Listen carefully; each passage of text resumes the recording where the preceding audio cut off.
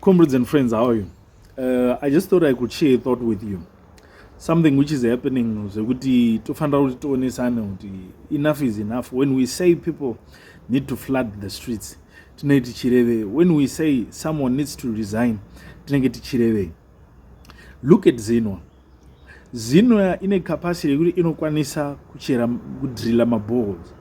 But now we're having a funny Tungwarara guy coming to drill my balls, each at a cost of $15,000. And on top of that, he was given money to buy 50 rigs. And so far, 32 ndiwaripo. So you just do the calculations. You just do the maths kuti. Alright. Kana akapiwa marachins atenge rig 1. Akarichaja mari kana achiti kuchera bore 1 is charging $15,000. Imwe corruption here. I'm yet to hear in a country which is a presidential internet scheme, a presidential board drilling scheme, war veterans. Don't we have a war veterans minister? Muma structures a government, and the minister of war veterans anoita cater for my welfare of war veterans. Achanga achite kana zvese zvakutona Tungwarara. Mari yacho haisubuda mubhengi, iribuda musecho. Yabuda musecho is only benefiting vanhu vashoma saka vamwe vachaita sei?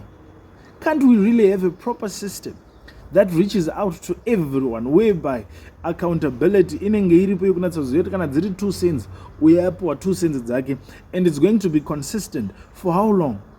This is what we want as a country. And the presidential internet scheme, what will the Ministry of ICT do? What's the role of that minister? Is that not what that person was supposed to be doing? 45 years after independence. So basically, we are dealing with the captured state, whereby every activity that happens in a country is centralized on just one individual. So ndudzei kuti tine kwatinenge takananga here. Maparastatals aya achanga achite. We've got someone calling himself Munhu Mutapa, and then tovataita Munhu Mutapa Fund. So are we saying kuti parastatal yaisodhila neizvozvo zvavo zvakuitwa nemunhu Mutapa Fund ichange ichiite? And who's got control of that Munhu Mutapa Fund? What are those funds doing?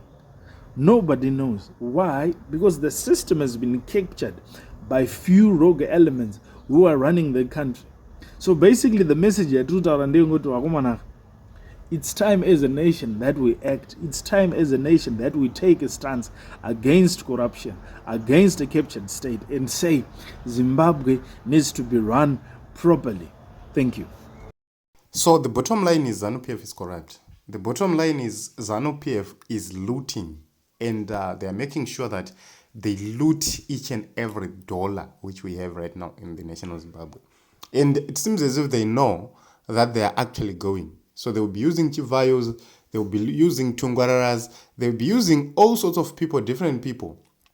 And these people, they're very, very close to the president. And they have replaced the ZANU-PF system and machinery. So we have two groups of looters. We have the looters who are coming from the Mafidi dynasty, who are very, very close to the president. Then we have looters from ZANU-PF.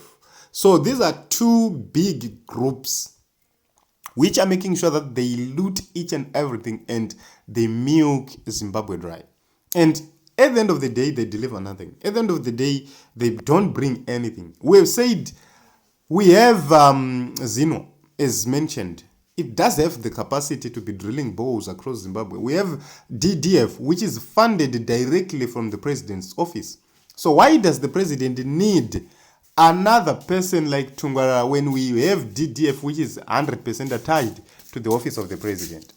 To me, it doesn't make sense, because we have sighters at DDF. We have experienced people who can be actually drilling bores, even for people with low incomes, but who want bores in their own areas and their own places, who want to do irrigation. So our government is 100% incompetent and useless. They are simply there to milk us, to loot, and to make sure that they leave Zimbabwe with nothing. While the people of Zimbabwe continue to cry, and they'll be doing it like kuda kutoti swotesa. it's high time we change.